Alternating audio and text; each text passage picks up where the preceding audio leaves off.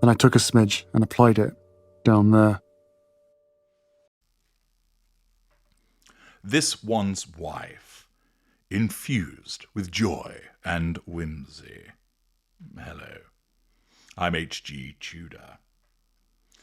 It would appear that this one's wife has sought to create fresh excitement around her brand as ever, for she has infused the merchandise with joy and whimsy. Quite how she has done that, I'm not really sure. And whilst I appreciate that this happened a few days ago, my attention has been placed upon matters which are of greater importance around the world, hence my slightly late observations in respect to this one's wife. Nevertheless, I still think that it is worth providing commentary upon, for as the Daily Mail reported, this one's wife revealed a trio of new products under her lifestyle brand as ever, as she launched a Napa Valley Rosé wine, which had long been suspected was in the works, an apricot spread, so moving on from the raspberry, such vision, so stunning, so brave, and a new honey. So I suppose that you could add that to the honey that you couldn't buy, and presumably you're not able to buy this either. She unveiled the fresh items as she also released a restock of 6 of the items from her first batch 2 months ago. So we got a Napa Valley Rosé wine, the price of which we don't know, that's yet to be confirmed, orange blossom honey, retailing at $28, absolute steal, I'm sure you'll agree, apricot spread, which you could either have in the ridiculous keepsake packaging for $14 or just the spread on its own for $9. The original products that were restocked were the gerbil and rabbit food flour sprinkles, the shortbread cookie mix, the crepe mix, and the shitty teas. More about that in a separate video. The herbal hibiscus tea, the herbal lemon ginger tea, and the herbal peppermint tea. But she didn't restock the wildflower honey with honeycomb. Presumably she's fallen out with that beekeeper. And the raspberry spread has not been restocked. It would appear that Soylent Red hasn't been able to be produced. Accordingly, there was a restock of some of the products and the launch of some new ones. This one's wife stated, "This newest spread balances a delicate sweetness and a gentle brightness that lets this beautiful stone fruit shine." Yes, the usual flowery language exhibiting the grandiosity of this narcissist. The brand's description adds that the spread is made with gorgeous fruit and a touch of sweetness, letting the apricot's bright flavour shine, and that the smooth texture and gentle tartness pair beautifully with everything from toast to cheese boards. The spread and the honey were both shown as having sold out within minutes. Once again, the scarcity drop has been deployed by this one's wife to demonstrate in her own mind just how popular she is. This one's wife explained, "We are pleased to share that many favourites from our debut As Ever collection are back, and we've added something new. We hope you find some special treats that bring extra joy to you and your loved ones." Once again, mentioning joy. This is demonstrative of the limited vocabulary of this woman, where she finds joy, she brings joy, she infuses joy. I'm not quite sure how she's managed to infuse joy and whimsy into the wine. Maybe she urinated into it, and that's how she infuses it. Apparently, all of the products were sold out in round about 45 minutes.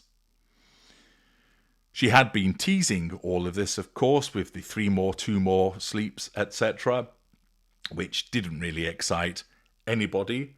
And instead, you have these products. More of the same, with a little bit of something extra added also. It's hardly convincing, and when you look at the products, you're not minded to think, they look so inviting that I'm willing to pay over the odds for them.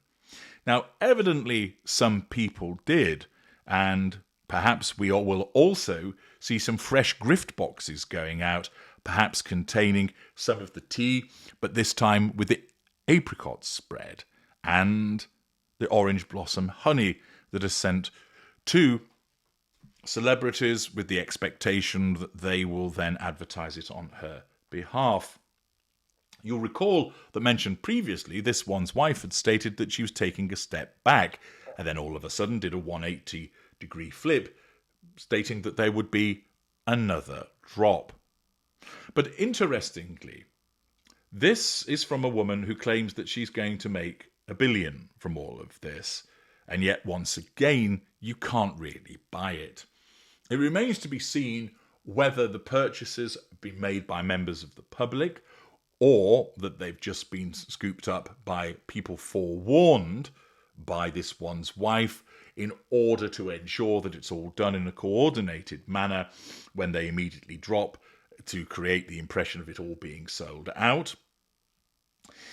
Time will tell, but the fact is that selling out so quickly really does demonstrate that they're on either it's a manufactured sellout, or if there are things that members of the public can genuinely purchase, there weren't that many of them. And this demonstrates once again the idiocy of this one's wife, because it shows you're not going to be a billionaire running a business this way.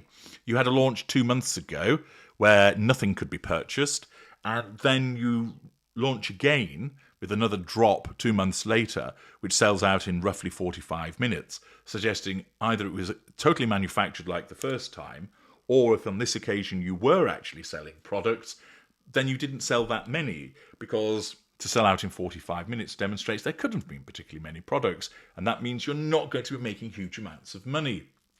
It once again reinforces the Potemkin nature of this venture, whereby this one's wife isn't interested in the creation of a properly organised brand with all of the logistical requirements that go together with it.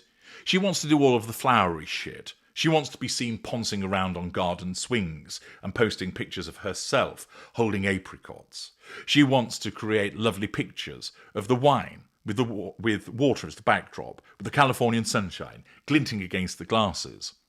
She wants to generate this image because that's what it's all about. Image. She, like so many narcissists, creates an illusion which has no substance. It's entirely one-dimensional. There is nothing behind it. That as you get closer to the illusion by understanding it through my work, you can simply put your hand through it and find there is nothing behind it. There is no substance, no logistics. She's not making any of these products. She's not gathering the honey. She just goes out and makes it look like she does. She is not organising the production of the honey into jars. She is not engaged in operating her own vineyard. She is not engaged in going out and collecting flowers and drying them, identifying ones which are of an edible nature. She isn't creating the mix and then organising its mass production. She isn't doing any of that. She's simply purchasing it from other people and slapping a label on it. And that's something I'm going to demonstrate to you in a separate video, which underpins the character trait acquisition of this narcissist. It's an underwhelming launch, but of course this one's wife will be delighted with it, because it's all about appearances and not about the substance. But for anybody else that looks at it, you'll think it's not much different from what happened 2 months ago, and you still haven't created a viable business. She might infuse it with joy and whimsy, whatever those concepts are in the context of her products, but what she isn't able to do is infuse it with proper logistics, proper support system, proper delivery, and a viable business that will actually make her money. She continues, as the narcissist that she is, to operate in the moment, to foreshadow something in order to elicit fuel by way of responses, and then provide you with something which isn't actually a properly available product, but is simply another performative gesture on her part. Because it isn't actually about the provision of the products, it's about what it gives her as a narcissist. Control over the public through the reportage, fuel by way of people's responses to it. and the residual benefit of the manufacturing of her facade. I'm H.G. Tudor. Thank you for listening.